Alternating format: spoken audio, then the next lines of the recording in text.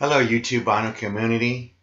This is Prog Rock Tommy Edward here with another vinyl update. I hope everyone is doing well wherever you are. So good morning, good evening, good afternoon to everyone out there.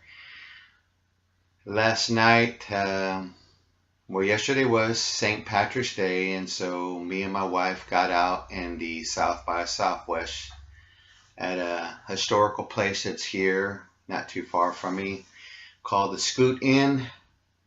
And so me and my wife went out and heard a couple of really good bands. One was from Spain.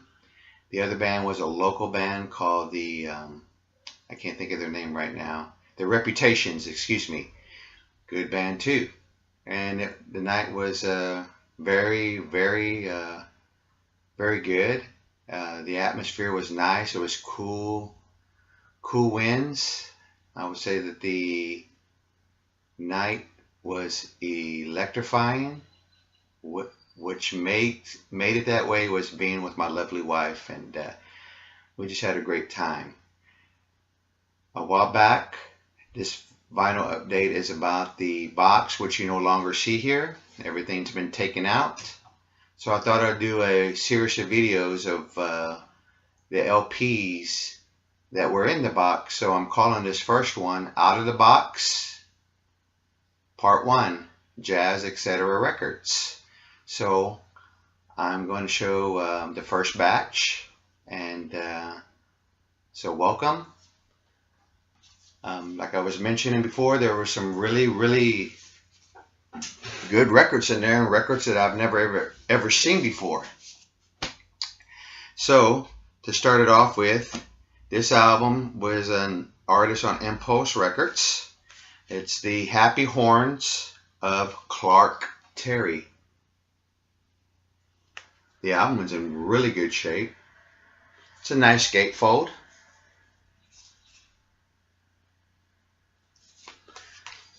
Some of the other musicians that are on here, we have Ben Webster, Milton Hinton, and Roger Kellaway.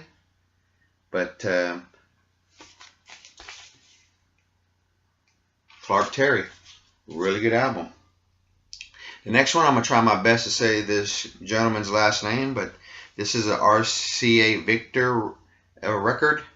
It's Jack Tegeran. I'm sure I'm saying that wrong.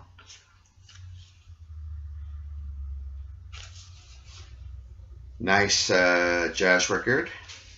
It's mono, and it's on the orange RCA record label. The next one is like a R&B blues. It's on Ace Records, which is a record company from a long time ago. It's Pee Wee Creighton, Rockin' Down on Central Avenue. This is a good album.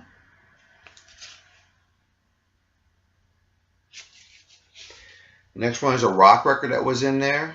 It's the Rolling Stones' Dirty Work. It's in very good shape. I actually do like this album. It's produced by Steve Lillywhite and the Gimler twins. I wonder who they are. But this one it's a good record, and I think also has a session guitar work by Jimmy Page on one of the songs, or maybe a few of them where he does some lead guitar playing. But it's a good record. Another one was smooth jazz type record, Bob James and David Sanborn. Album's in good shape, and I like jazz as well as I like prog rock jazz on pretty much all types of jazz music, bebop, swing, avant-garde, smooth jazz. I mean, jazz music to me, growing up and listening to various different types of jazz, that always had something about the music would fit my mood, what I was feeling. Depressed, down, happy, you know, I enjoy, or if I was in a thoughtful mood, avant-garde jazz seems to be the soundtrack for that for me. The next one is the next album up. It's on Cadet, Sunny Stitt, I Cover the Waterfront. Another nice gatefold album.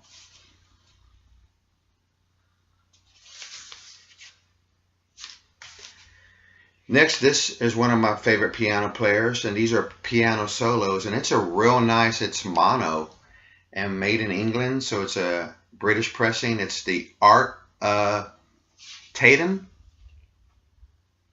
Love that album cover. On Corel Records, and I'll try my best to show the label. That's what the label looks like. It says right in the middle of it, mono.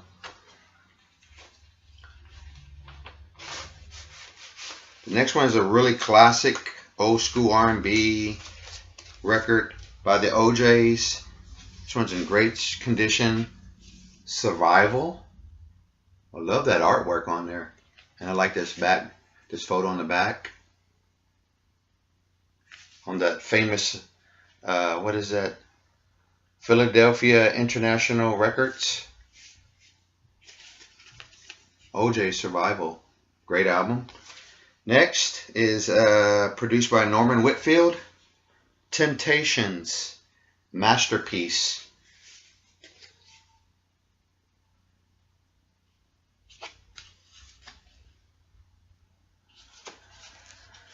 Let's see here, I'm not sure what label it's on. Oh yeah, it's on the Gordy Records label that I've always enjoyed, and ever since I saw this record label as a kid. One of my stepdads had a lot of Gordy singles. He had a very nice collection of 45s as I was growing up, and I used to go through them and play them. But I made sure I put them back in order so it wouldn't look like they were being touched. But I think he knew I was playing them and he didn't mind. Next is this album. I've never heard of this album, but it's Savor Brown featuring Kim Simmons, Wirefire. The first time I ever heard this album or seen it. Posted in YouTube. Some people made comments that they knew about the album and hadn't seen that in a while. It's on this Blue Nice London Records. This one I haven't got a chance to give it a spin clean, but it's up to bat for that. So it's a good album. Next is, I'm sure everybody's seen this album, Eagles' Greatest Hits, still in the Shrink, Volume 2. And around here, this album usually goes for $20 or more. I don't know why, but it does. But this was in the box, and it was cool.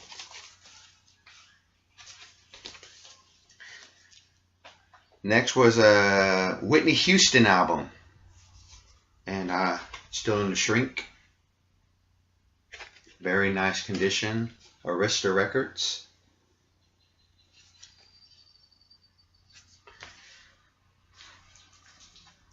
Duke Ellington. It's Jazz number 20. I'm not going to attempt to say what the album is called, but one of the great American composers, Mr. Ellington. Love his work, love a lot of the music he has made. The next album is Peggy Lee. This one's in good shape. So Blue.